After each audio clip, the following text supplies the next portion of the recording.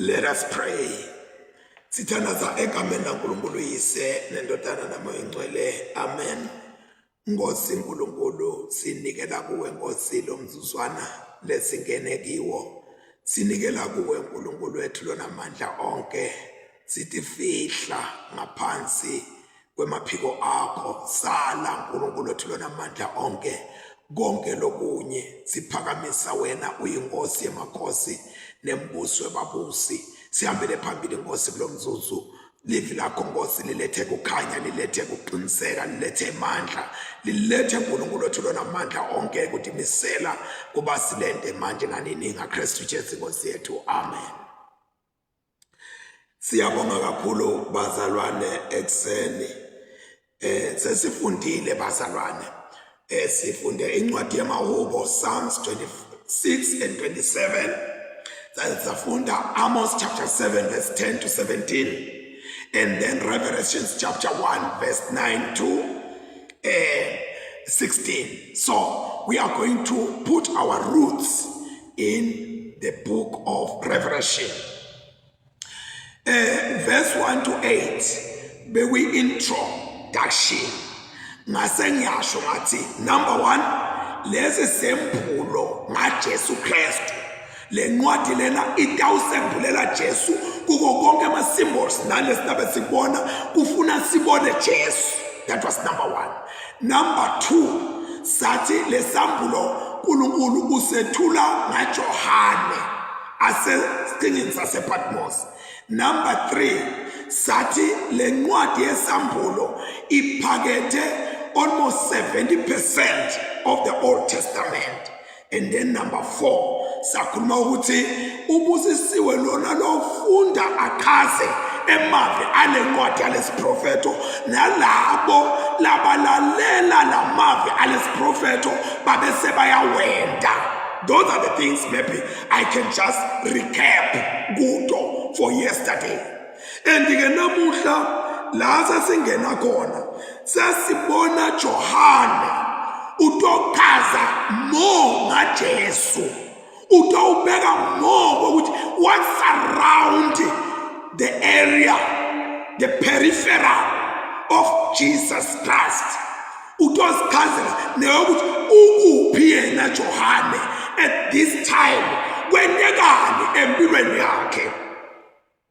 Uthi kuverse 9, mina Johane umzalwane wenu nginesabelo kanye nani kuJesu uthi ungumzalwane wethu. Uthi Peter at this time John, he was about 80 to 90 years old. Nakabhala athi mina mzalwane akathi mina mkhulu wenu kubazalwane. Kodwa na he put himself at equals with all. Uthi unesabelo kanye nathi kuKristu Jesu. 1, ubala sabelo ethi nhluphekweni. Tinhlupheko tiyingxenye yesabelo. Number 1. Number 2, ubala bukhosi, the royalty. Bukhosi baNkulunkulu, the glory of God. Kuyingxenye ingxenye lefuna singayibaleki. Number 3, nasekuqiniseleni indaba yakho na ungumzalwane, it must have isabelo sayo ekuhluphekeni, ebukhosini, eqiniseleni. Ungathi balekela inhlupheko ngoba kusahle emathambo ukuthi ngizohamba noJesu kwehla noma kunyuka noma kunemathunti ebumnyama, I will walk with the Lord. So ke uthi Johane lapha usesiqhingini sasePatmos. Lesiqhingi sasePatmos was not just an island, was not a place yekuvakashelwa. It was a prison. Bekulijele lelinganathi ndvonga la khona tiboshwa letatihlupha umbuso wemaRomane betithathwa tiyobekwa khona. Andikena Johane utholakala ukulesiqhingi sasePatmos, uboshiwe usejele. Kunebantu ababoshwako baboshelwa liqiniso, balahlwa ngelikala, balahlekelwa liqiniso. kube nebantu labaphasa i-judgment bayiphasa kulabanye abantu ngenxa yeliqiniso. Johane uthi ngilapha ngenxa yelivi laNkulunkulu nangebufakazi ngaJesu. Umhlaba lesiphila kuwo ufuna sikhulume emanga, singalikhulumi iqiniso, sifakaze emanga, sisekele abantu ngeningi time ngemanga. Bafuna abantu abakhulu,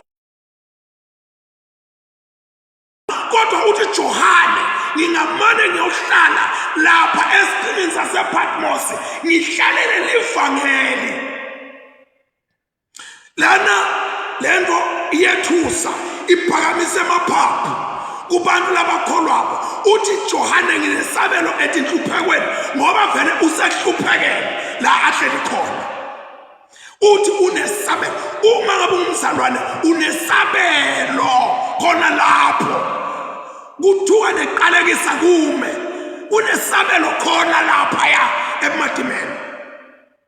And lenyeke into lenjabulisayo Johane labantu engibachaza as if like he was a missionary, bekathunyelwa kuyoshumayela laphayana ebekunjanjani ungathi wayathanda.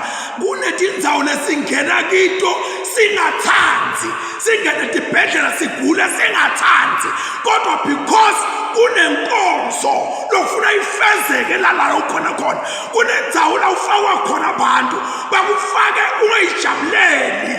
Kunemakhaya la sihlala khona uhlale uve ukuthi ngihlele sogwena.